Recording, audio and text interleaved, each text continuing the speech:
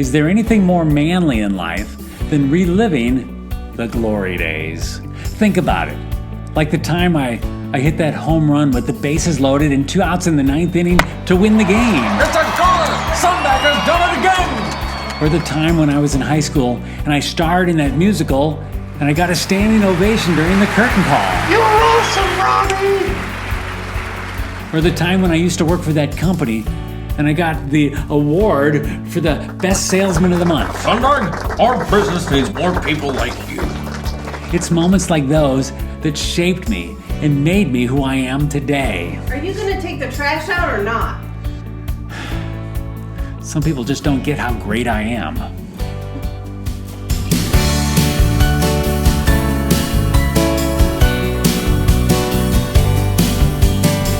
Hey guys, Robbie Sondag here with a little godly advice for living a more meaningful life.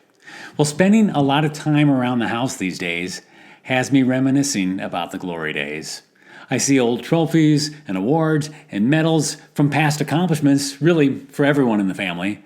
And it's all good in its own right, because it's important that we do our best and even celebrate achievements.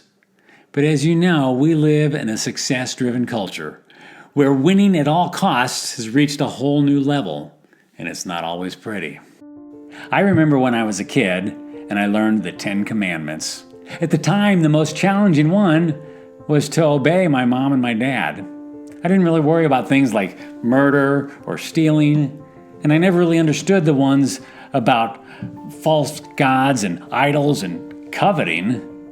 And then when I watched the movie The 10 Commandments, and I saw Moses coming down from the mountainside, carrying the big tablets, and he discovers all his people worshiping a golden calf, I remember thinking, well, why would they do that? I'm like, who's crazy enough to worship something like that? But the thing is, we actually have a few golden calves in our lives too. They just look a little different. In fact, I can give you 3 examples. Number 1, sports. Now, I love sports. I played sports. I'm a big fan. But how did we get to the point where scheduling games on Sundays became normal? Or spending thousands of dollars and countless hours roaming the countryside on travel teams where the pursuit of trophies and scholarships became the standard. Or turning our homes into modern-day shrines dedicated to honoring our favorite teams by displaying every piece of merchandise available that has our team's logo on it. Number 2, the arts.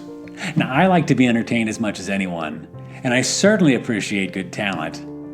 But somewhere along the way, our enjoyment of good actors and musicians went beyond a healthy appreciation. Grueling practice and performance schedules for those in the arts is pretty commonplace. The continual promotion of over-the-top Oscar nights and multiple streaming services with thousands of shows and movies to choose from, and singing competitions that make rags to riches stories out of people overnight, those things have turned us into an entertainment-saturated culture where we not only crave but demand to be entertained 24/7. Am I right? I know I'm right. And number 3, business. I love business. I was a business major in college.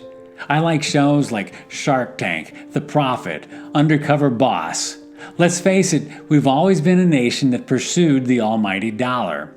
And while money itself is not the root of all evil, the love of it is. And the extent to which we champion that pursuit can tear marriages and families apart.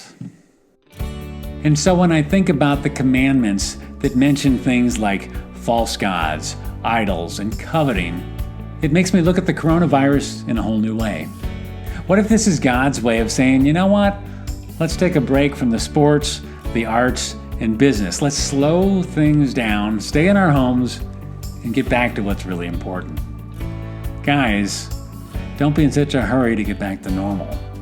Take the time now to develop a new normal, one where we're eating with our families, playing with the kids, caring for the neighbors, spending quiet time reading and reflecting, praying and processing life. What an optimistic approach to a worldwide pandemic. Let's own Psalm 40 verses 3 and 4, where it says, "He put a new song in my mouth, a hymn of praise to our God. Many will see and fear the Lord and put their trust in Him. Blessed is the one who trusts in the Lord, who does not look to the proud, to those who turn aside to false gods. I have a feeling that God is giving us a unique opportunity to slow down, put Him first, and develop a whole new season that includes a few more glory days yet to come.